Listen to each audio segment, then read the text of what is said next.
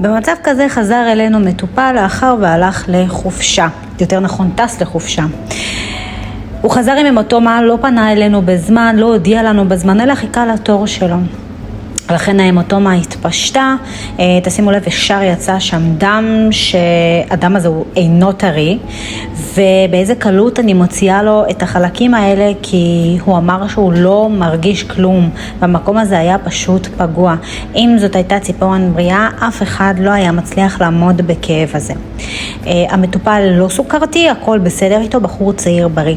מה שהיה עצוב לו, וגם קצת לנו, זאת העובדה שהוא טופל בקליניקות שונות מפורסמות בארץ.